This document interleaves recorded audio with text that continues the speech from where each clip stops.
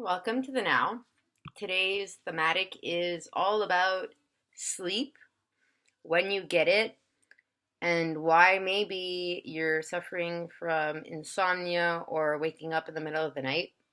And this is inspired by things that have been going on in my now, as well as the now of certain individuals that have voiced their present adventure with sleep in the whole. And so I want to bridge your sleeping habits to Chinese meridian theory because Chinese meridians are um, energy points that go through the entire body, are related to your organs, and also related to your chakras. I will delve into the whole chakra element in my upcoming blog posts because I could potentially be here discussing meridians up until next month. So let's try to be concise. And so I will be reading off of a site called Turning Point.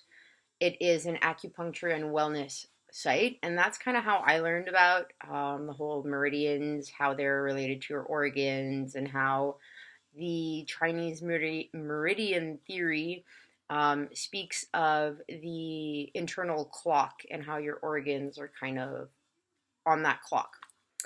So, this specific website starts by stating that waking up at the same time each night can be explained by that Chinese medicine body clock, in the sense that prior to the advent of this modern technological era, we were mainly guided by sunlight in our day to day going ons, so that we would wake up with the sun and we would kind of really turn off activity when the sun set because we didn't have access to this outdoor light that we now have in street lights, so on and so forth. So electricity, if you know what I mean. And so this article states that even if you get the appropriate amount of sleep, and I put that in the little quotation marks, as for some people it could be 5 hours, others 6, others 8, maybe more. It depends on what you think of yourself, if you've paid enough attention and you're present to get a better understanding of the correlations, not the causation, because it's really hard to disentangle what's causing what, but you can definitely have a better idea of what kind of increases when you increase something or what decreases when you increase something, vice versa. That's a correlation. Something augmenting as something else is augmenting, or vice versa. So basically, I'm going to be using basically a lot, it seems. Word of the vlog. It states, the body, mind, and emotions are inseparable in Chinese medicine, meaning that if you have disharmony in your physical body, it is tied to your emotional state. Also, it's not only a matter of how much you sleep, but also when you get it. Apparently, a bedtime of 10:30 p.m. at the latest is advised so that you're sleeping by 11, where your liver and gallbladder start to regulate qi. Qi, which is the energy of the body. And so, as you're sleeping at 11, your gallbladder, your liver process emotions. They balance your hormones and they detox your body. And according to this Chinese meridian theory in medicine, the window from 11 p.m. to 3 a.m. that correlates with liver and gallbladder is the most important in terms of maintaining health, especially as we age. And every hour of sleep before midnight is worth 2 after midnight. I know personally, and for a really, really, really long part of my life, I kind of had this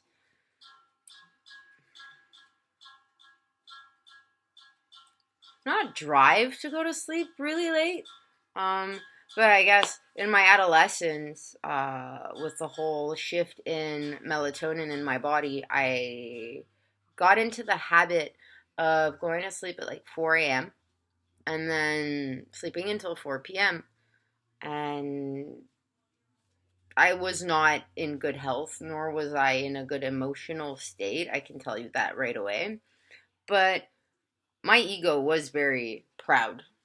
And I can remember even earlier on, I was still in elementary school, and I would have these conversations amongst friends. And we'd start bragging as to how late we would stay up, with or without our parents' permission. And the later you stayed up, the cooler you were, kind of a thing.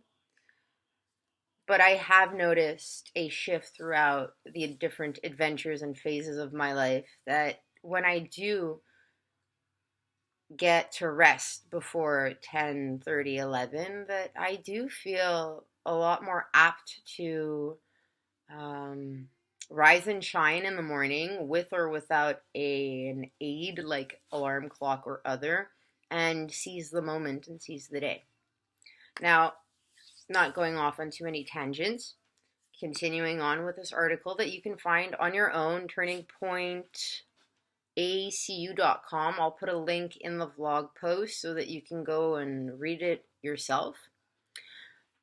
Besides acupuncture being an amazing tool to balance your chi, which is your inner energy, and kind of reset your organs and release muscular tension that might have been really deeply rooted, the article goes deeper into these clock window times, specific times for each organ. So between 9 and 11 p.m., your body, your chi, is centered in and around the energy of your body is centered in and around your triple burner. Your triple burner, which is in and around your heart and pericardium. Pericardium is the muscular sheath that envelops your heart, kind of like the security guards there. And so the emotions that you can sense if you have a disbalance in your triple burner, or if you see that around and between 9 to 11 p.m. your energy is super high and or out of norm, the emotions you'd be feeling are joy or lack of joy, depression, and hopelessness. The function of the triple burner is not a distinct organ. It's related to the endocrine and lymphatic system. So it controls your metabolism. And based on personal experience, having been told by my acupuncturists, plural, if you notice that you're getting this energetic high, you're getting really hungry in and or around 9 to 11 p.m., there is a disbalance when it comes to your triple burner. And the symptoms of the imbalance can be as follows: mania, like high energy, feelings of guilt, depression, adrenal fatigue, hormone imbalance, sluggish metabolism, frequent headaches, fatigue, ear aches, swollen lymph nodes that you can find in and around your throat, your armpits, and even the lining of your groin, fibromyalgia, thyroid disorder, alternating chills and fever. All of these are signs that something's up with the triple burner or the chest heart region. And tips to be considered if you're feeling any of the above is consider going to bed earlier. Establish some kind of nighttime routine. I've mentioned in previous blogs, for me it has become brushing my teeth followed by washing my face, and then with a cup of tea in hand that I prepare before I do the whole brushing of the teeth and washing of the face, I mosey on to bed. Next. Oh no, wait. Also, avoid artificial light after 9 p.m. Phone, TV, computer, anything that's going to really like stimulate mind, eyes. Try to shut it down. And that, if I can say anything, I, for a very, very long period of time, felt as though I needed to have some form of noise. Call it white noise, if you will. For a very long period of time, it was the TV that was in my room, and so I would try to put on a movie I had already seen that I already knew the kind of dialogue to so that I could drown out. At one point, I even used to run documentaries, things like Planet Earth, but not so cool. So after the whole heart region comes the segment between 11 p.m. and 1 a.m., and that is tied into your gallbladder, your liver, your kidneys. And the functions of the gallbladder is to store the excess bile, to facilitate your digestion. It rules your decision-making process and controls the sinews and tendons that governs your dreams. So if you tend to have really crazy dreams, it might be a sign that something's up with the whole liver gallbladder system, and an emotion that can arise if it is in disbalance or it's not kind of recycling your chi energy properly, is that you will suffer from severe indecisiveness. Another symptom or other symptoms of imbalance, besides indecision, frequent sighing, rash decisions, poor judgment, difficulty making decisions, shyness, timidity, high cholesterol, resentment, disturbed dreams, weak tendons, tendinitis. And if you're feeling any of the above, maybe try for an extended period of time to avoid alcohol, trans fats, and spicy foods. I know for me that eating spicy foods or not eating spicy foods becomes a challenge, as I really do enjoy that heat. But everything in balance, right? So I know I can go a few days without eating spicy foods, and it's good for my system. And then every now and again, I just have a little bit of spicy, and in balance, it's okay. Eat a small dinner well before bedtime and avoid snacking before bed.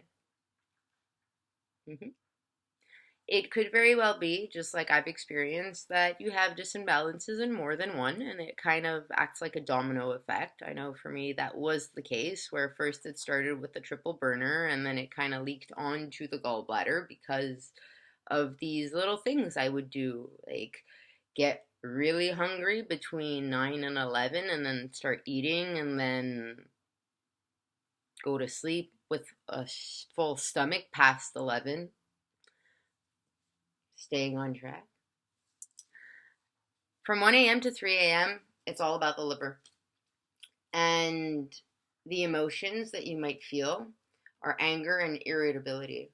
And I'll admit it straight and now. It happens very often if I've gone through something in my day or in my year or in the month that I have not made amends with emotionally, whether it is with someone else or personally, that if I have these unresolved like frustrations that I'm trying to distract myself from, that I will wake up.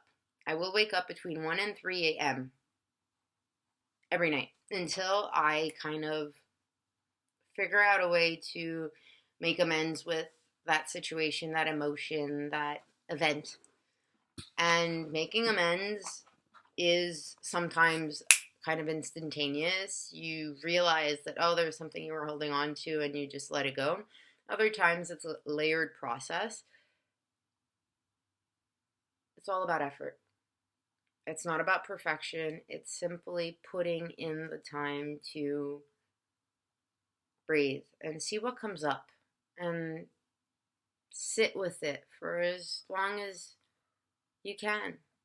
And if you'd like to incorporate a little trick to deflate that tension from the inside out, I read in Sacred Powers, another book I've referenced a few times. I point here because it's right here. Sacred Powers. See how beautiful it is on the front side? Nice and used. Doesn't matter because it's extremely useful, and so it shows its use. I bring this up because David G at one point talks about chakras, again, reference in another vlog post, and he talks about this really awesome meditation where you'll put one hand on your heart heart chakra, which could be right here in your sternum, and your right hand on your throat, which is your voice chakra, where you give permission by vocalizing things. And so you can inhale, and as you're inhaling in your mind's eye, tell yourself that I forgive myself my past mistakes, or I forgive myself X. And then as you exhale with your hand on your throat, really focusing on that point, tell yourself that I give myself permission to start again. And just repeat over and over. Inhale, I forgive myself for my past mistakes. Exhale, I give myself permission to begin anew, or wording it however it feels just for you. That might help you deflate those emotions a bit, help your meridian clock kind of get back into balance, and then help you move past. And so, functions of liver. Again, timeline between 1 and 3 a.m. The liver is responsible for detoxifying our bodies and processing emotions each night. And the liver stores the blood and governs the chi of the body. So it's associated with your tendons, your nails, your eyes. Think back to a night when you had too much to drink or a period of intense frustration at work. Did you wake up between 1 and 3 a.m.? Unable to fall back asleep even?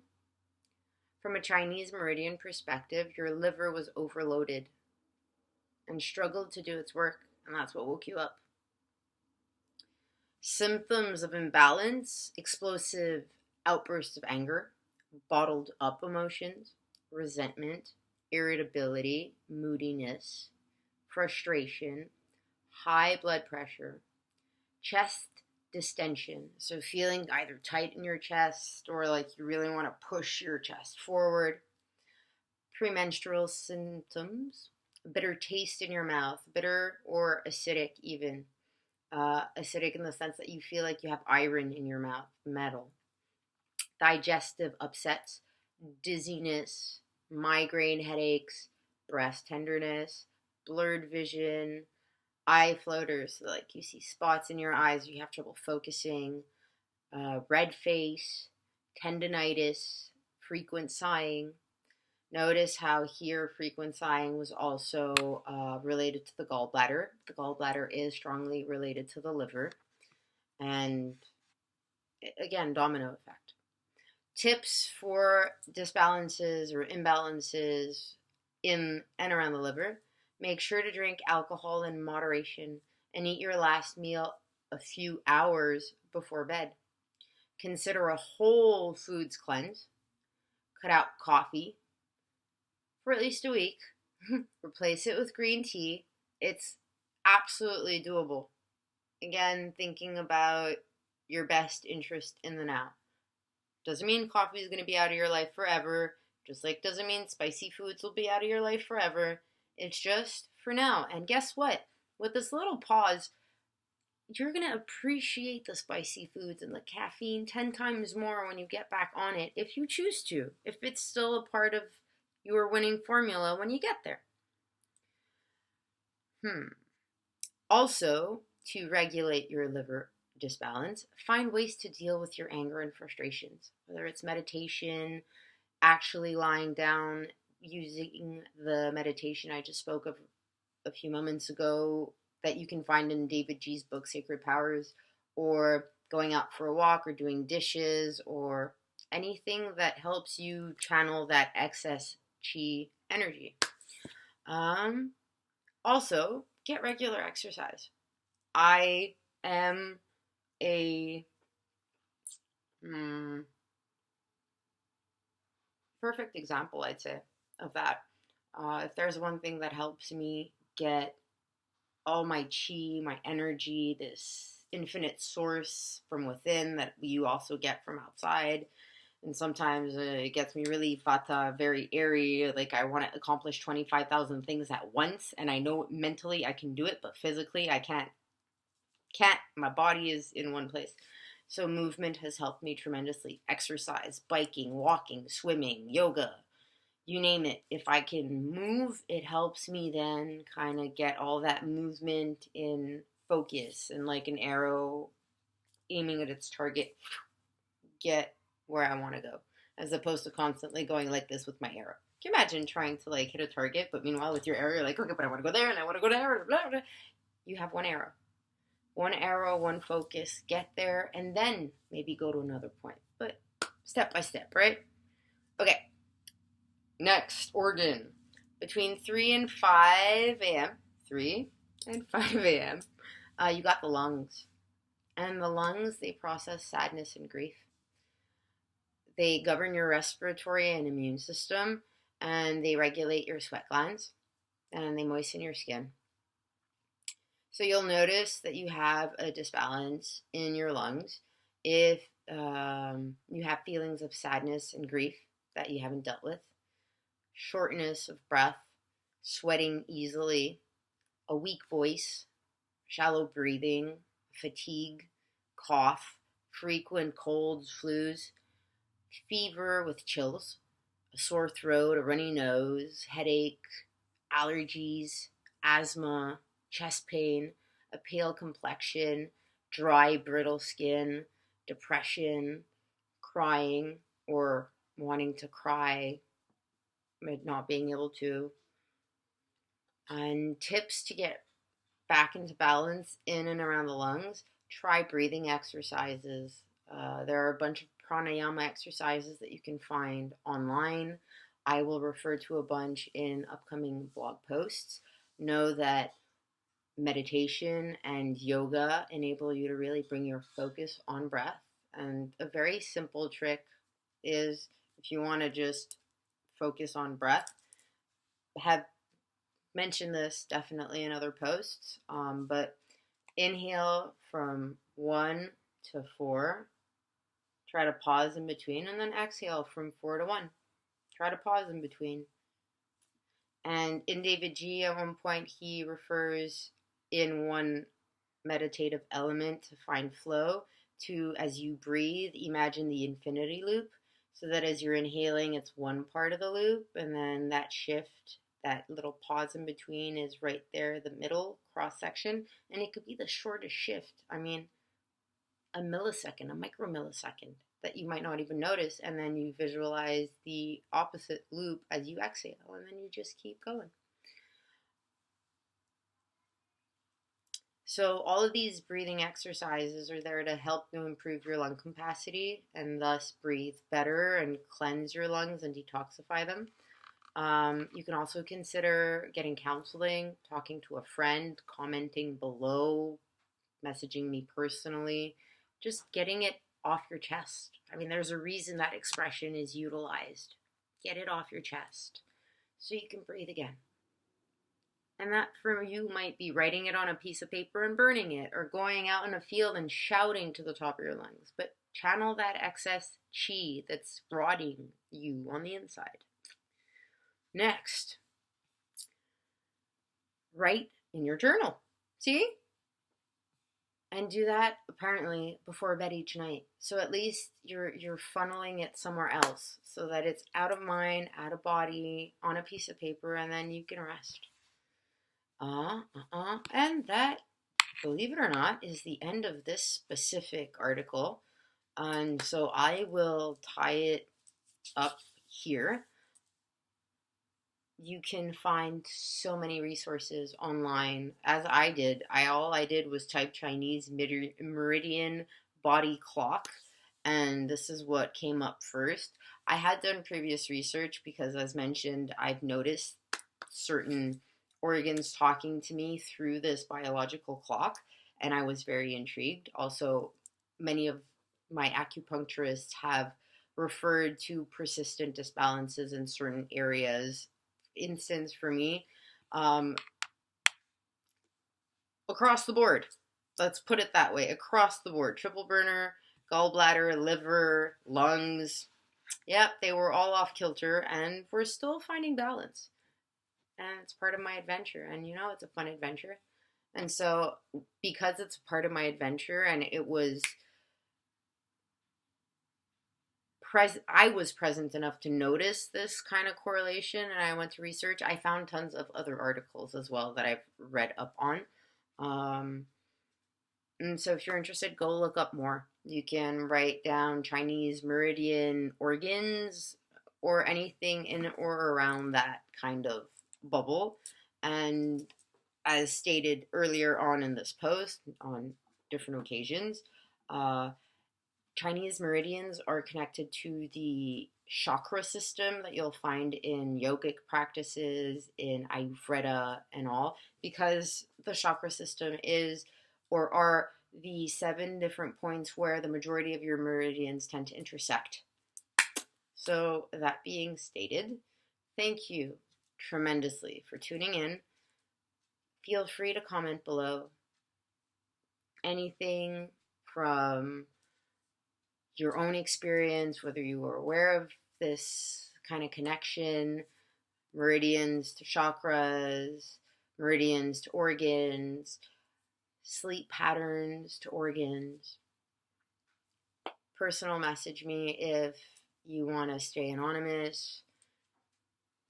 Share if you think this information can elucidate someone's current situation. Very many of us have been taught to dissociate with the body, as we've been given this body and it's kind of like a car that we wish we could change, but we can, so we just put up with it. You don't have to put up with anything. Your body's talking to you. It's kind of like your kid. It's like your partner. It's your forever partner in this specific lifetime, in the now. And if you don't take care of your partner is going to keep complaining. So, if you know that you or someone close to you is going through some of these symptoms and they're not going away,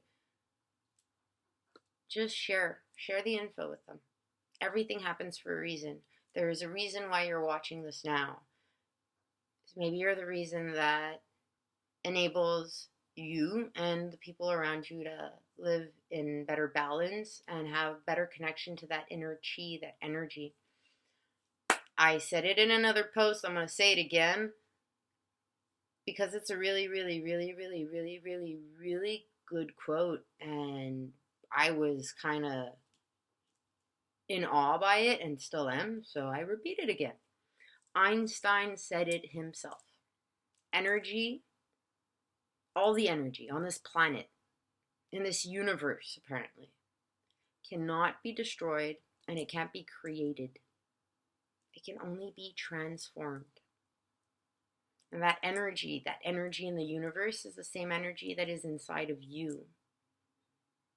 And so you can't lose energy and you can't gain energy. That energy is constantly being transformed by your organs, by breath, and by everything else. So this is your key. Your key to creating your own balance by regulating your energy mindfully in the now. Thanks for being you. Thanks for sticking through and tuning in to the very end. You are amazing. Now go share that amazingness. Have a wonderful now. Stay in tune for more. Peace out in the meantime.